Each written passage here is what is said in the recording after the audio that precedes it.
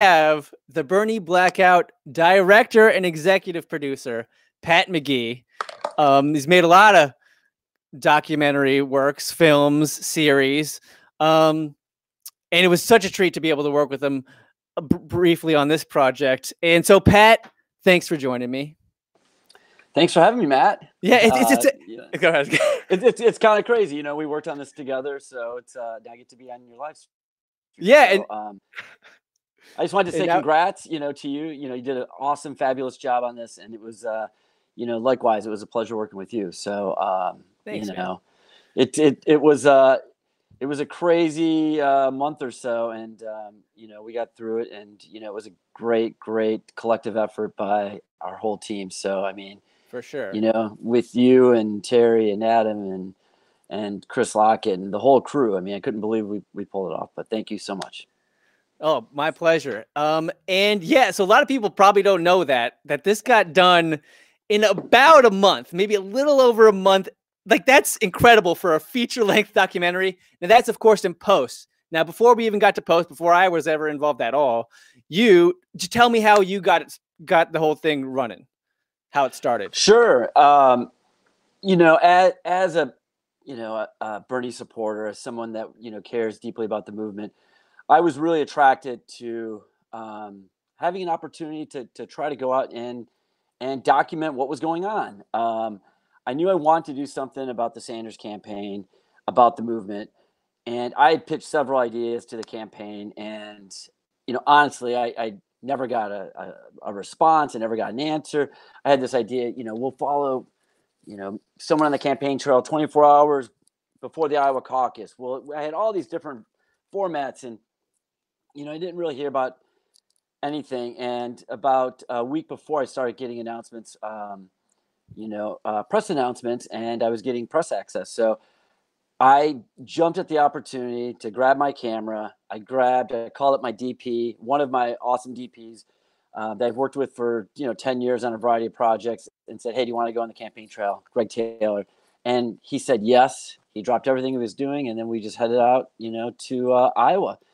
And I think there was this preconceived notion that early on, back in November, December, I really wanted to do something about Bernie Blackout. I saw a lot of journalists and following that story, but that was more about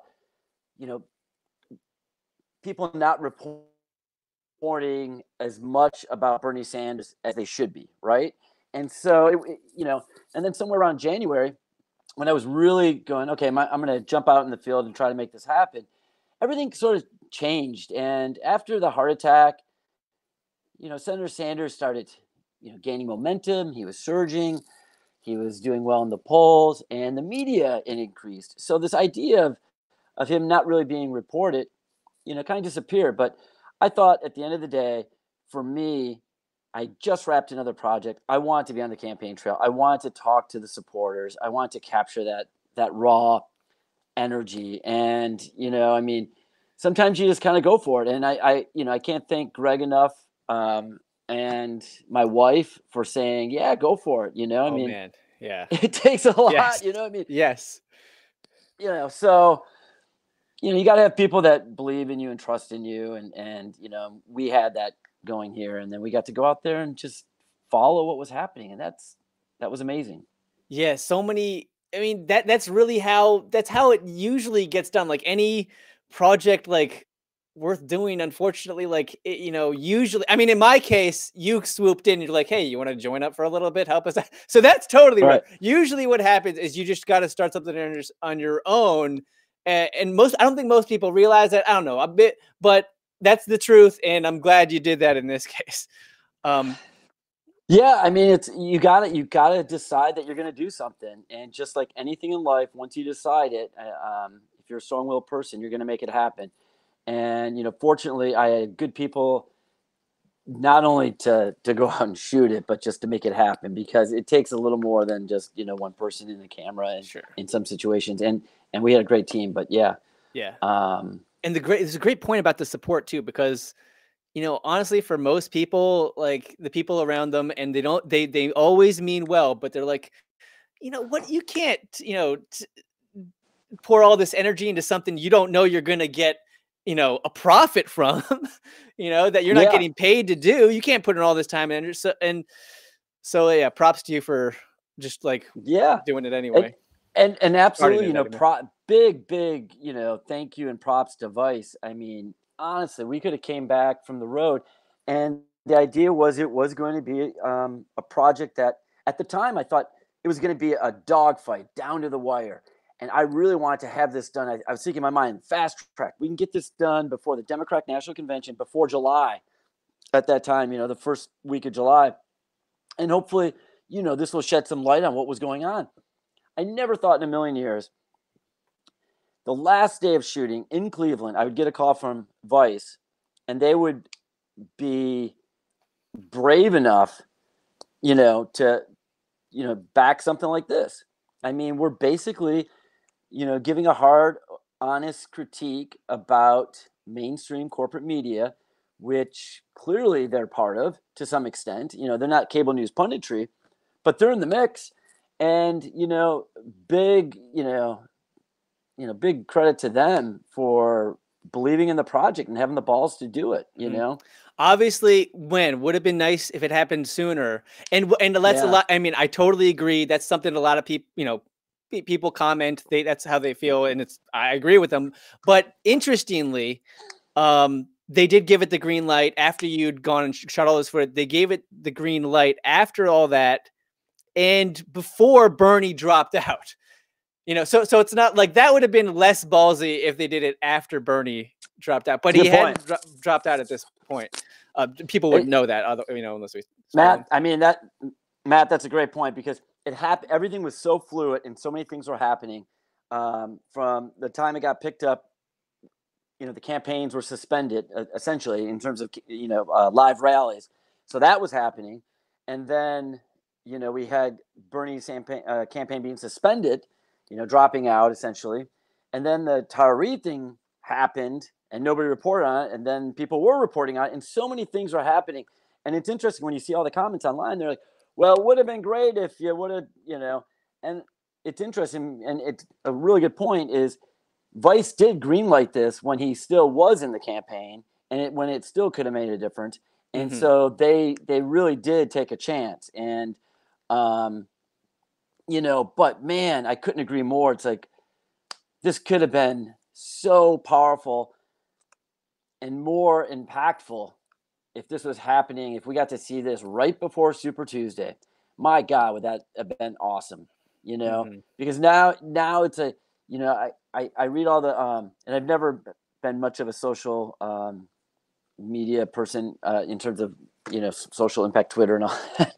And I'm sitting here trying to do all the Twitter and stuff, and I'm watching these comments, and, there's so many people it's impacted where I don't know if it's part of the grieving process, if it's been cathartic, if it's part of healing, but a lot of people say that, it's a gut punch. It's hard.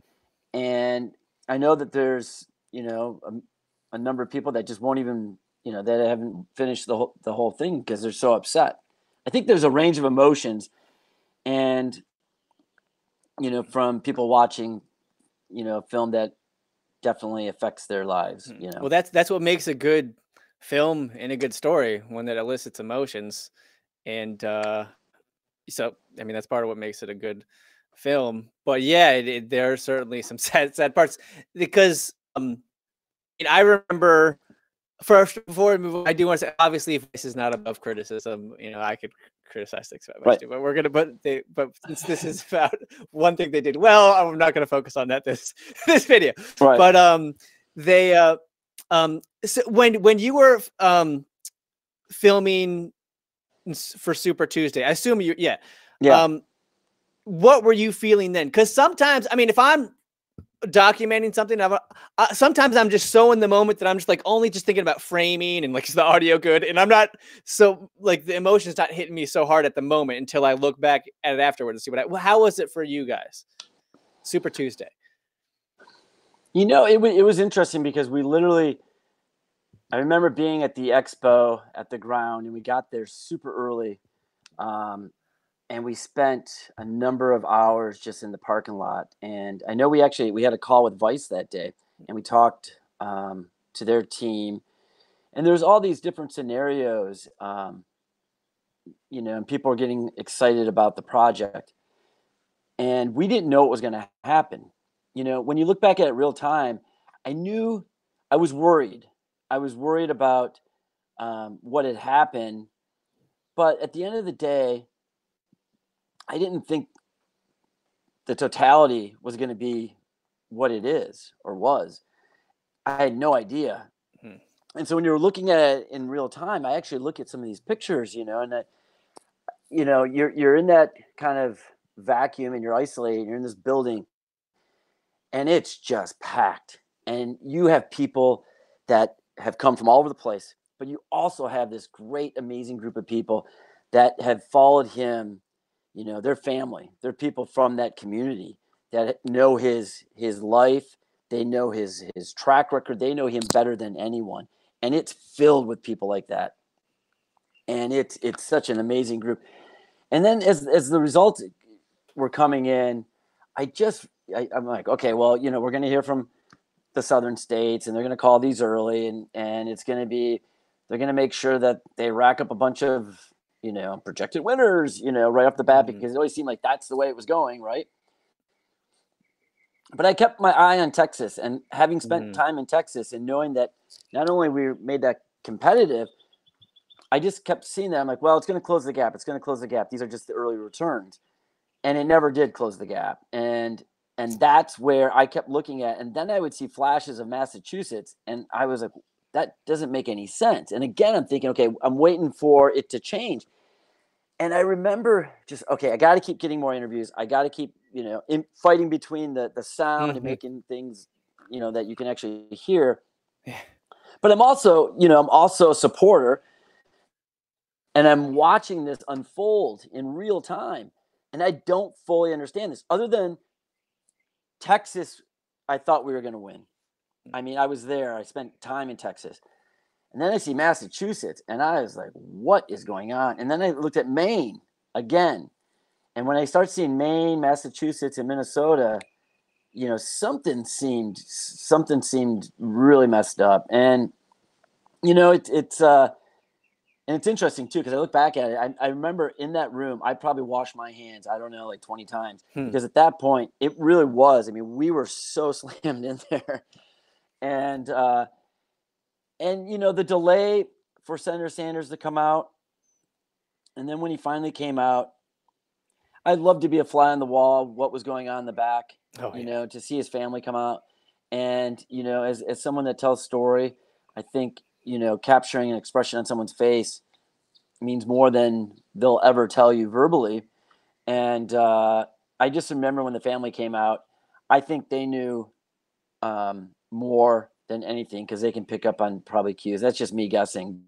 But it was a tough night. And we kept shooting all night. We wanted to get, reactions from people at the end of the night. But it was just, again, there were none, Iowa, it was just taken, all these people came from all over the country to celebrate, the culmination of 4 years, we're going to come in here and finally, take Iowa, and it didn't happen there live. And then when we were in New Hampshire, the same thing, New Hampshire really felt, again, it was close and he won, but, looking back at it, it was within 2 points all night until the very end. I don't know. Yeah, I remember I was at some packed bar, and mostly Bernie fans just going, crazy, super excited on Super Tuesday. Of course, I end up at a table and someone's I don't know how I got in this conversation, but so one woman with me is talking how Bernie's a misogynist and all of this, and I'm literally, and everyone else is the table is filled with female Bernie Sanders supporters too, but there's a lot here. And I just remember, I don't know, anyway, that's just one of my memories. I won't go Yeah. into to no need to like bash at this point, but Yeah, no, I mean, it was literally my birthday. My DP didn't know it was my birthday, but at midnight was my birthday, and oh we ended up wow, going. wow. We ended up going to some bar, and I remember just having a couple beers and listening to some music, and there was just, we put all our gear down and we wanted to just go ahead, and there was just it was sad. It was just Yeah. sad. I thought we were going to win Texas. I thought we were going to win Massachusetts. I thought we'd win Maine. Mm-hmm. Definitely thought, and then just, getting back to mainstream corporate media, then you hear Chuck Todd. It's like, if he can't, win tonight, then it's all over. It wasn't Mm-hmm. all over. And Mm-hmm. it wasn't at that point, but they made us think it was. They made, the general population think it was. And that was bullshit. Even before then, in South Carolina, Mhm. honestly, they were like, all right, this is it. I remember James Carville, I think, well, yeah, I mean, he famously was like saying, Putin's really happy about tonight. That wasn't South Carolina, but it started in, even as early as South Carolina. Well, I mean, who are we kidding? And we documented this well. It started like Bernie's unelectable from the very beginning, but Yep. it definitely increased a notch. I recall after South Carolina, and anyway, what are some other? I mean, so it's the film's got really great reviews. Crystal Ball gave it an awesome shout out on her show the other day. That was cool. Has there like, what have you thought of the feedback of the criticism in particular? Like, what do you think of? I mean, anything to say, respond to some of these critics? I think there was, I read a lot of stuff online, and I think there was some really good, critiques. One of the things is, how could they not talk about Obama's involvement? Another thing was, how could you not talk about Elizabeth Warren and, mainstream media's, how they blew that up? I think those are all valid points. I think there's another thing, personally, it's like when, we kind of fast forwarded right to 2019, 2020. There's a whole lot that went on in 2016. Oh yeah. And, when you're doing a 2-hour broadcast, 88 minutes, 88 total minutes, I mean, you really got to, pick and choose. And I think, unfortunately, it's like you can't tell the whole history. I think, someone wrote in the Daily Beast, and it was a good article. And, she had a fair critique to some extent, where she basically said, well, you didn't talk about the history of the spin doctors. And, and I said, look, you know what? Honestly, you got 88 minutes. You got it. You got to pick your stories. And, and I think we did a very good job at doing that. I think that there's a lot more we could have talked about. We could have talked about how the NPR story that doc they did. Was it PBS or NPR? That did what? They did a 2-hour special. They mentioned John Delaney. They didn't even mention, oh wow, Bernie Sanders, and that was a huge 2-hour special they did back in October. Jesus. But there's so much we could have added. Oh yeah. I mean, the examples, the clips are endless. Yeah. So certainly enough for a sequel. And but what I really want to do is, and I think what we did well is really kind of tap in between a couple things. And one thing is really kind of capture the passion and eventually the frustration of the movement, of the supporters in the field. And to see their kind of distrust manifest into what really ended up being, this Bernie blackout, this term. So, I mean, I think the journalists that came on, I can't thank them enough. I mean, you were a big part of that. Thank you. I think, getting their trust to let us, tell their story, to share their insights is super important. They're the experts in this. They've been following this. I'm just, telling their story that they know so well. And I mean, they know it. They know that they've lived this story. And it was interesting that people were afraid to even talk to us, some at first. And you talked about this a bit in the field too. Like that's how distrustful they were of the media. Like, can you talk about that a little bit? I thought that was pretty telling. Yeah, I mean, honestly, in the field, I mean, I don't really, I mean, I kind of look, I don't really look like your guy. Like I'm trying to like, you know, Yeah, the head of a board room. yeah, I don't really look like your typical Fox. I don't know what they look like. I don't know, but it was true. I mean, honestly, I think people, if they saw a press credential, they looked at you skeptically, and they thought that if you want to hear from them, it was for you know, reasons other than hearing, you know, the truth. You know, like that I was going to bend the truth or something. Mm-hmm. It was pretty funny. We were in Iowa somewhere, and I was interviewed by one of the guys from the Fox and Friends. Oh, And it was so interesting because he came up to me, I think and asked if he'd do an interview, and there's a bunch of Bernie supporters were like, don't talk to him, don't talk to him, and I'm like, and I was excited to talk to him, but I was super cautious, and I was kind of like, sure. you know, and he said nothing wrong. He just asked me some questions, you know. But then I was afraid that he was going to bend him a certain way. But Of course, yeah, he could just cut you off, like right. But it was all fair. Yeah, like when I think of Bernie Sanders, I think of the problem, and they cut you out. But you really got problematic media coverage. Like I don't know, there's so many ways you could, as you know, actually, and that is one thing that actually just seeing that how he was being, his story was being manipulated. That's probably what I know that was a huge part of what got me more interested in the movie, because when you notice someone's lying about someone, you're like then you kind of makes you want to see what is the real deal then, you know. And you know, most people, they can't see an edit. Like as filmmakers, like you can just notice every goddamn edit. And sometimes those edits just like make you question and make Sure. me go in and look for the full context.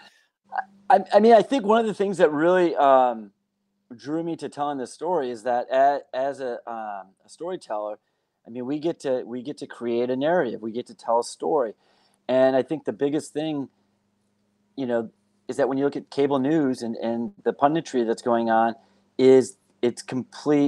it's their storytelling, it's their agenda, and it's not news in most situations. It's basically a host and a producer that has an agenda that is going to cast pieces of the puzzle, put them in the chairs, and use them as a soundboard to push an agenda or anything that they want to talk about. So they're all props in this other sort of conversation that the producer and the host are having with themselves. And it's unfortunate.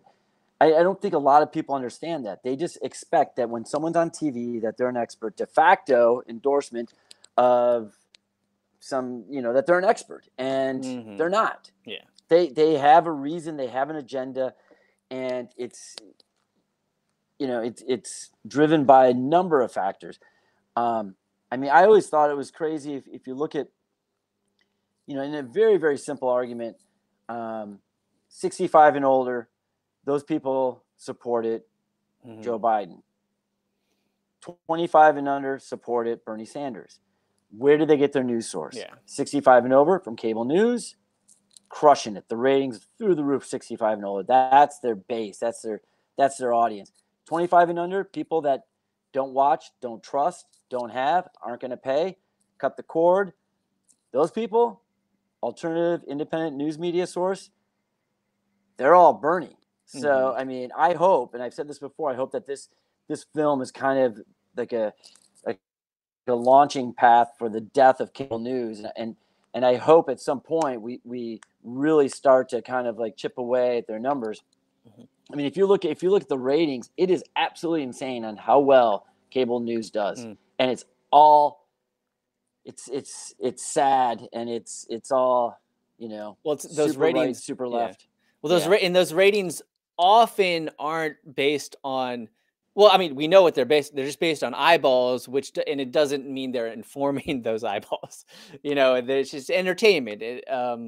Like they can hook people in, and and Trump is so good for their ratings that like it really seems like, I know Jeff Cohen in the film, he commented on this, that they would have preferred Trump and over Sanders, and I think that's totally true. Anyway. I think Jeff Cohen's insight is he did a wonderful job with him. It's so invaluable. I mean, I could listen to Jeff Cohen's expertise on the subject for hours and days. Yeah. I mean, it's amazing. And I saw your show with him, and it was great. Congrats. Thanks. What do you think of the latest news with the agreement that the delegates have to sign? Have you read that today?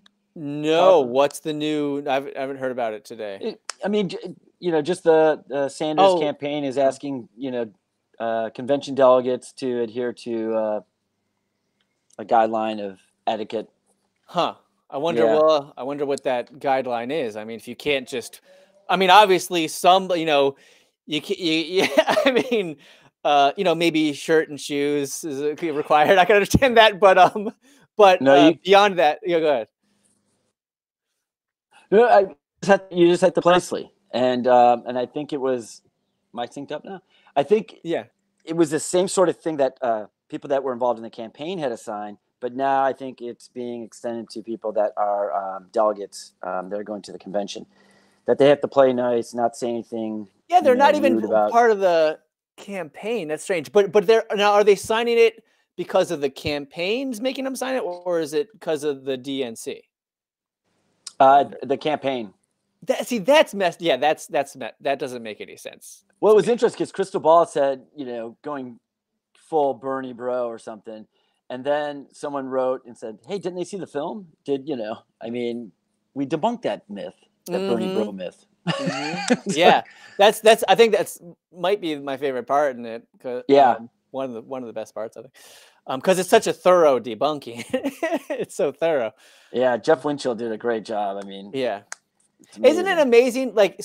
Jeff Winchell, he does the first hard data study of all these social media comments to find out whether Bernie supporters are any worse than any other sport. Obviously, he finds they aren't any worse, but it's just amazing that it didn't happen till the very end of the second Bernie Sanders campaign for anybody to do any hard data analysis.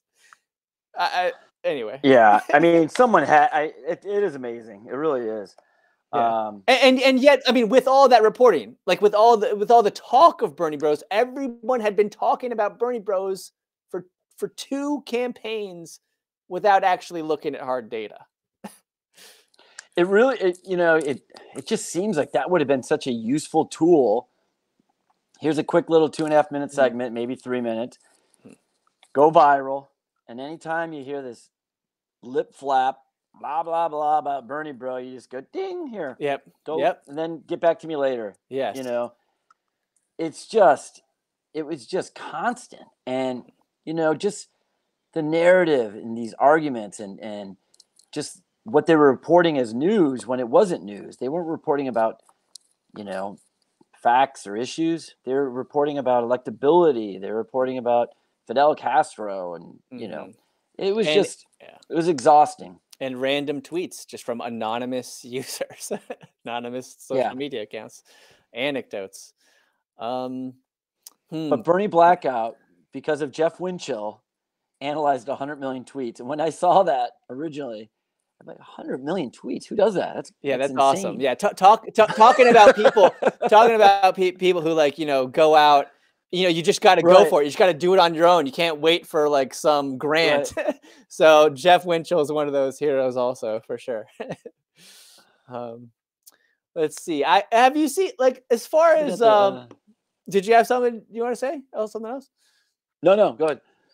Well, as a filmmaker, have you seen Planet of the Humans yet? Because if you have, I'm just curious, would like your opinion on it. Curious if you've seen it. Well, I'll be honest. I started to watch it, and I only made it 15 minutes through, so I have to plan on watching it. Okay. I haven't watched the whole thing. So when it first came out, the first couple of days, I did not want to read any of the reviews. I kept seeing the headlines, and then I watched the first 15 minutes, and so I need to get back at it and finish it. It's just so. I But mean, yeah, go. It's go ahead. super. I'd like to hear Yeah. your thoughts. Well, my thoughts are obviously it's not above critique, but and some of the critiques people bring to it are important. You know, I think it's a great discussion starter. Mhm. And wait, have you read the reviews yet or no? Or have you? Well, I read the headlines, and I Okay, try to yeah. stay away. You know, just I'm so glad I saw it miss, before the headlines. I'm so glad yeah, I saw. but you couldn't miss the headlines if you're on Uh-huh. any social media. It was just in your Mhm. face. So, but I didn't dig in deeper. Yeah. Um, So well, what I'll say is,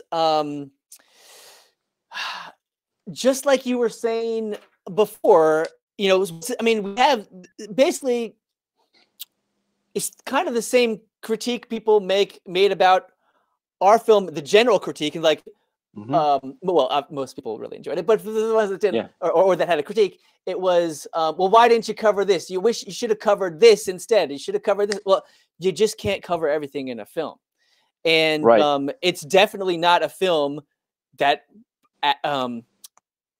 that promotes green energy. It doesn't do that. That's not at all what this film does. No, it's not. That's not the story. The story is about overconsumption, and that green energy alone can't save us from um, the idea from our culture, which is all about infinite growth on a finite planet. Like even if we're using renewables, that doesn't solve that problem of how you can't have infinite growth Yeah, on a finite and planet.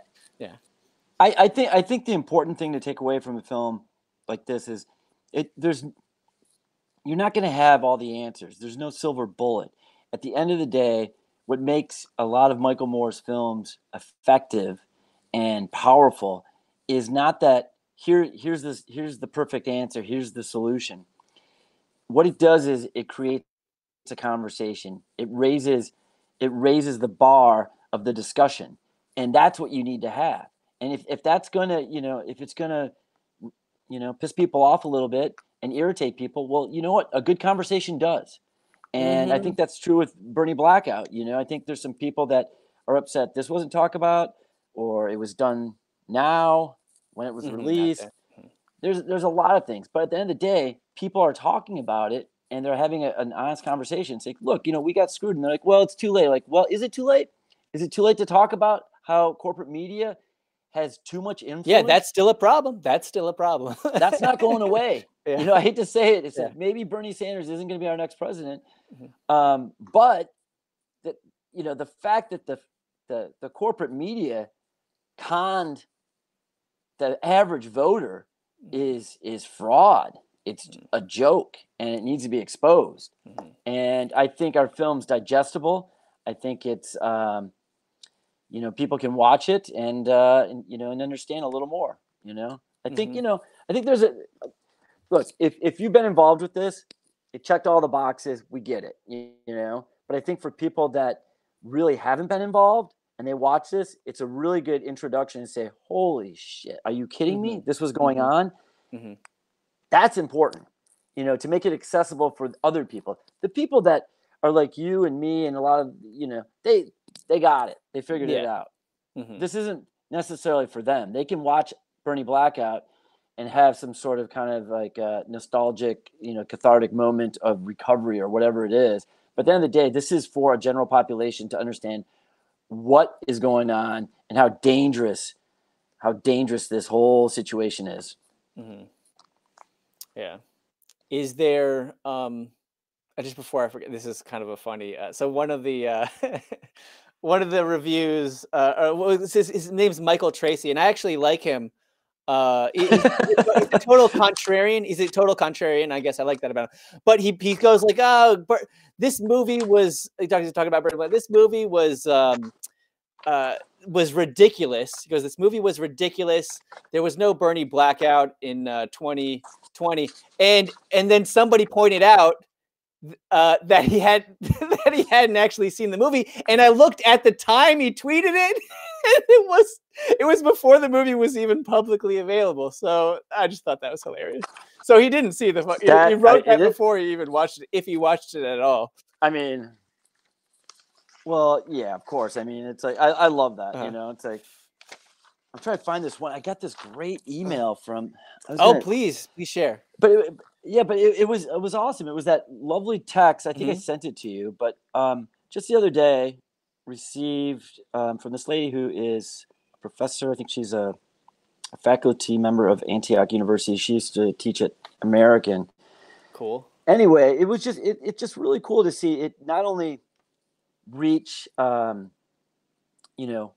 supporters, passionate supporters, people that actually worked on the campaign. A lot of people from the advance team had reached out and talked about how important the film was, and then just also experts. I know David texted me as he was watching, David Sirota, and said, "This is great." Awesome. Awesome. Great. That means a lot. Yeah. I mean, these are, to hear that's great from David means a lot because he trusted us to tell his story, and he's such an important part of this, and he's an important part going forward.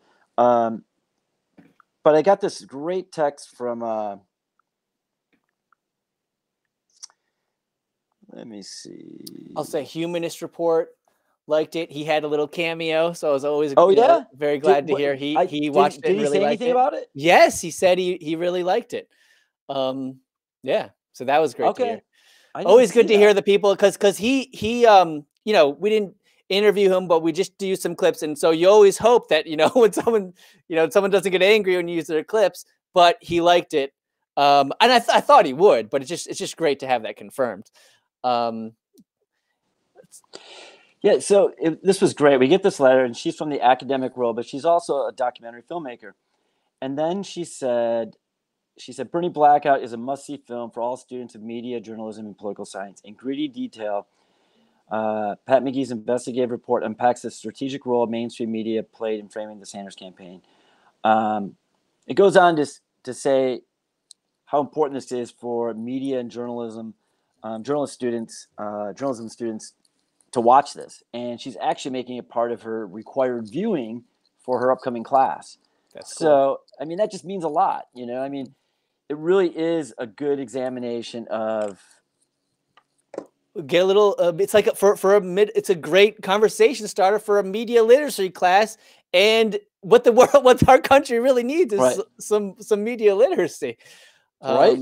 Yeah, it's freaking great. What else have you heard? What's been the biggest critique that you've heard? I mean, just like, it should have included this, people want to make their own movie, so I mean, which is, that's fair, but it's also, but you just got to realize it's fair to say you wish there was a movie about this, but some people, the bottom line is you can't fit every story into one story. You just can't. There's time limits. You just can't do it. Yeah. It's like being a band around for 20 years. You just can't play all the hits. I mean, there's so many horrible things that have been done. We can't hit them all, cover them all. But yeah, I think it's been well received, and I think we've been very, very lucky to get this finished and out in the world. I hope people watch it. I hope people continue to watch it and talk about it. Mm-hmm. What are your thoughts, like, just on of Bernie, like, now, after the film, everything that happened in the film, we covered dropping out, and then, like, so now, like, moving forward, like, thoughts on Bernie. Have your thoughts changed at all about Bernie? I keep trying to be the internal optimist and thinking, okay, I personally am still blown away that this is just me speaking, frankly, that Joe Biden is going to be our Democratic nominee. And I keep thinking that, that he may step down for a number of reasons, and that the DNC is going to handpick his successor. And for whatever reason, it's like I just cannot wrap my head around how Joe Biden is going to beat Trump. And I know this sounds crazy, like all the polls say this, all the polls say that. And I say, look, you know what? He's got billions of dollars. He knows he's going to lie through his teeth. And, you know, the biggest thing that I want people to take away, one of the biggest things is that, you know, the media did not vet Joe Biden the way he should have.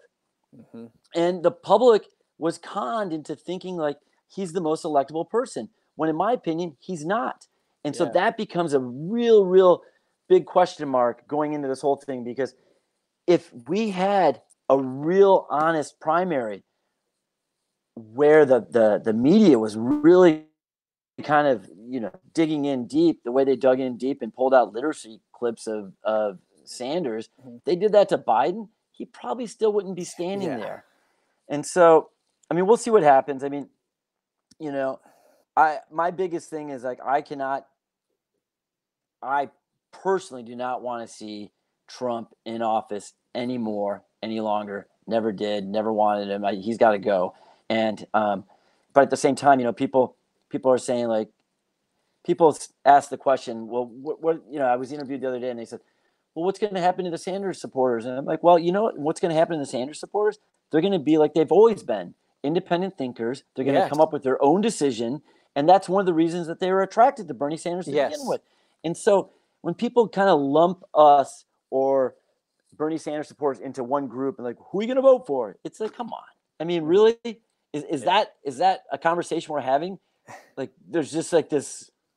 It's upsetting. It's the Bernie Bros. It's the Bernie Bro block. It's just the Bernie Bro block, and they're just gonna move them all over here. That's what's so frustrating about the whole thing. It's like, let's have a conversation, you know. It's like, and don't assume shit, you know. Yeah, with Biden, if Biden wins, I don't think it won't be because of Biden. It will be because of Trump. Likewise, if Trump wins, it won't be because of Trump. I think it will mostly be because of Biden. And that is the shittiest situation for a citizen or a voter. Like, it's a repeat. It's a very similar to 2016, where we had the two most disliked candidates in history. And I haven't seen any polls. I mean, heard if they are these two this time around, Biden and Trump is worse. I don't know, but seems possible to me. I mean, but Biden, I mean, honestly, you know, a lot of these polls, it's like, it's kind of a waste of time right now, honestly. You know, I mean, literally, I honestly believe that 2 weeks before this election is when people make their decision. At least the people that are going to the undecided, they're probably going to make their decision a couple weeks before the election, and you're going to see a massive amount of money spent, and it's going to be an aggressive, ugly campaign. Sure. And there's so much history with Joe Biden, and there's, whether it's true or not true, I mean, they're easy targets. They're going to spend billions of dollars in Michigan, Wisconsin alone, targeting the rape allegation, targeting Hunter Biden. I mean, these are things that weren't really talked about. And when you got billions of dollars and you know how to use the media, it's going to be unleashed. It's going to be ugly. And, you know, I hope we have a person in Vice President Biden that he's going to punch back and be able to do that. And sometimes I don't think he can. Yeah, I mean, he certainly cannot punch back better than Bernie for so many reasons. I mean, one is he's not he's just not as honest. He has a history of lying. So bottom line, you know, it's hard for people to believe him no matter what comes out of his mouth. But then second of all, like, his history, like, it's almost like it's perfect. It's much like Hillary's. It's almost a copy of Hillary's history. And it's perfect for Trump to just go down the line. Iraq war, awful trade deals, you know, like bam, bam, bam. Crime bill, Patriot Act. Although Trump, I mean, unfortunately, he's probably got those two. Trump would have supported both those bills for sure. And what kills me is, again, it's not going to be a real debate. It's going to be a lot about personality. And smear attacks. Whereas that is what I liked about Bernie, and what most people liked about Bernie is he's honest and really wanted to just talk about the issues. and so yeah, it's just I just get worried. It's like if one of the few times that Biden was really punched hard face in Democratic primary was Harris, and she delivered a strong blow to him, and he froze. And so, Mhm. I'm just looking at his track record, and look, I want Trump to lose. I want Trump to lose. I want him out of office. I think that's the most important thing. But I also think the most important thing, the next most important thing, is making sure that we're prepared to take him on, and whatever that means, we got to do. I mean, the other thing is, I would love to get Mitch McConnell out of office. Oh, and for I think, sure. and so I think turning some of our anger and frustration against Mitch would be really wise for us to do. And I think that's something that I'm trying to figure out the best way to make myself available and to try to take him down. That's a really yeah. great. Wouldn't it be great to point. see him lose? Come on. Yes, yes. I mean, Mitch McConnell, I mean, people probably know his terrible history, but even recently, he was prepared to, well, it was a depressing vote. Bernie, unfortunately, he declined to vote on an amendment that would have made it illegal again. It hasn't been illegal in way too long, but since the Patriot Act, the government's been able to spy on everybody's web browsing histories without a warrant. They could do it without a warrant. Right. And there was this amendment, the Wyden Amendment, that was going to make that illegal again because it is unconstitutional. Never stopped being unconstitutional, but it became legal thanks to the Patriot Act. Anyway, that vote we lost by one vote. And unfortunately, Bernie didn't vote. So if he had voted, he could have won there. Anyway, Mitch had prepared a bill to basically counter that one. So even if that had passed, he had another bill to just make it legal. So yeah, it is terrible. And now something that people missed on that whole Bernie that unfortunate lack of a vote from Bernie, how he sat out. Mm-hmm. He didn't show up to vote. So at that point, you had to show up to vote. Now, and it kills me because, I mean, he voted against the Patriot Act twice. So it's just, he's got a great history on this, despite this poor lack of performance here. Wasn't that vote on Wednesday? Yeah. Was it last Wednesday, the 13th? Yeah, that sounds right. Yeah. And he was doing the town hall? I don't know what he was doing at the time other than not voting for this. I think it was also when our premiere was. Oh God, did he? No, he did a town hall instead of watching our premiere. Oh, okay. I was gonna say, oh God, did he miss that vote because he was watching our film? No, but, he did did the town hall instead. Yeah. Well, man, I can't think of a town hall more important than that vote. But I will say they have since made the Senate allow to do remote voting. So I have to think that maybe he probably would have voted for it if he could have voted remotely. He should have gone through and done it no matter what, I think. But it's just a damn shame that remote voting wasn't allowed at the time. Yeah, it doesn't make any sense. I mean, no. They should be doing remote vote right now. Yeah. It's ridiculous. Yeah. I was looking at some of these comments. Says we gotta get rid of Mitch. Yeah, we do. And the Mitch. Let me tell you, Pat. I don't remember the name of one of his challengers, but one of his challengers is supporting universal basic income. Charles Booker. Is that the name? Cool. Charles Booker. He is. I think he's a one-term state assemblyman or state rep, and I know he's Medicare for all. He's for that, and I think he's also for universal. I believe income. I could be wrong. There's two kind of pseudo progressives, and I think Booker's one of them. I think that's going to be a really interesting primary. I mean, and we'll see what happens. But yeah, I'm looking. Okay. So I don't know if if Charles Booker supports UBI. I guess I was thinking of another guy. There's another guy. Yeah, there's two guys that are kind of like more progressive. I know Booker he supports Medicare for all.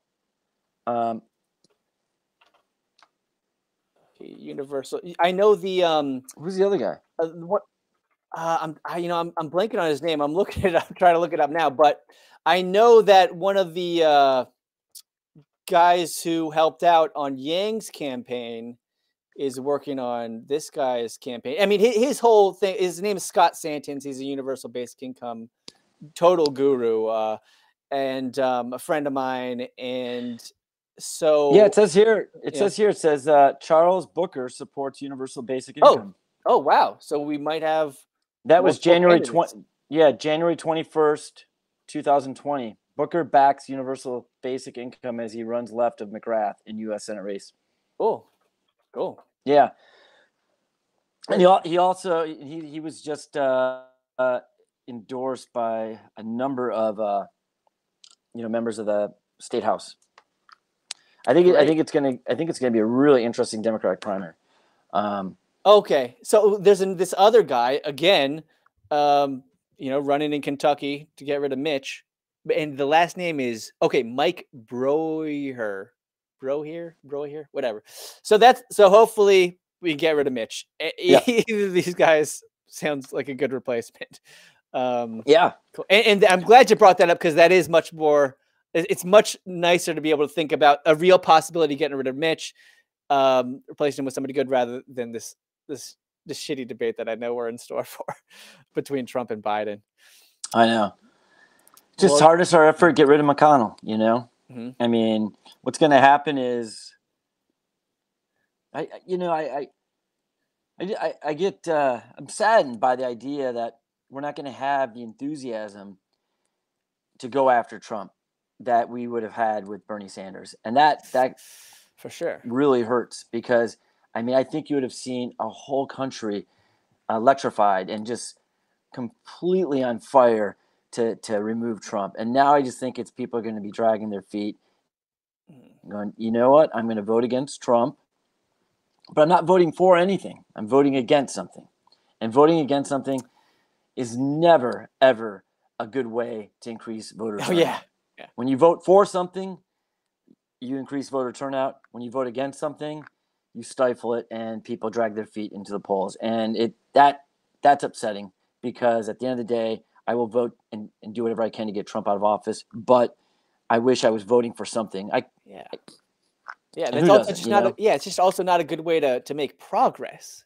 You're just because you're not actually voting for anything to happen other than the removal of Trump. And then what the hell is going to happen? Without Trump, like it's almost like currently it's almost like the Democrats need Trump to get votes. And if you don't have Trump to get votes, then what the hell is going to happen? I mean, it's just then another Trump's going to come along. And what I tell people is, I know you probably got to get out in a second, but the thing that kills me is Trump. They say vote blue no matter who, because we got to get rid of Trump. You can have a Trump in the Democratic Party. Trump was a Democrat. They agree on so many things. There's so much overlap. It's scary. All right. Trump is a quintessential politician. I mean, he was basically running to run and to get elected.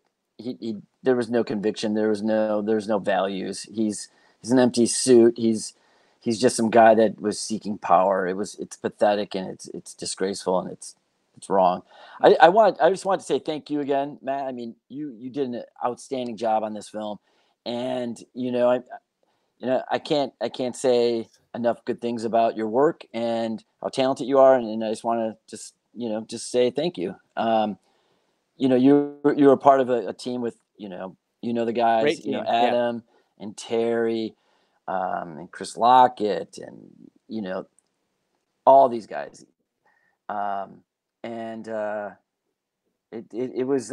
it's something that I'll be forever grateful for, that you guys worked your butt off for, and we got this done, because with everything happening at the time, the whole city, the country was shut down, our city was shut down, working remotely. And, it takes a lot of heart to do what you guys did. So good job. Thanks again, Pat. Thanks so much. And yeah, if everyone out there, if you haven't seen Bernie Blackout, check it out. And Pat's got some other, a lot of other good stuff too. So Google him, check out that Yeah, go to library. patmcgeepictures.com. Yeah, I've But been seeing all these old stuff. It's great.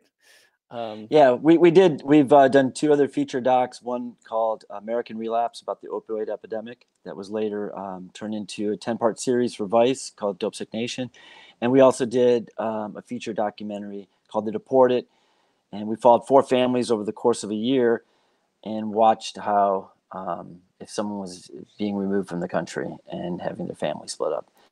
As you can On that film imagine, alone, we had pretty 38. damn. Yeah, go ahead. Yeah, we had 38 million views on YouTube, and the amount of hate mail and just sick things that people sent our way was Oh my was God. sad. I was wondering too, because I saw that, and it's a great film, and super dramatic, as you can imagine, as anyone can imagine from the story. And I was wondering, why are the comments turned off? And that's just It was sad. it became a lightning rod for right groups that just targeted us. And of the 38 million views on YouTube, there probably 30 million of them were from extreme Oh my God. people, and it was really sad just to see how much hate's out there. That's a And shame, because you even covered. I don't think you villainized ICE. no, It was no. well done, man. Yeah, I mean, Anyway. we got to go right along with Vice and ICE, and and just portray them. What is going on? What's happening? Just show what's happening. But thank you, Matt. All right, thanks again, Appreciate Pat. it. And Peace. yeah. I'm looking forward to the next one. So if Yes. anyone has any good ideas, let's keep talking, and let's make something else that's going to keep the conversation going. Yes. And push it forward. Okay. Out. Peace, dude. Take care, brother. Peace.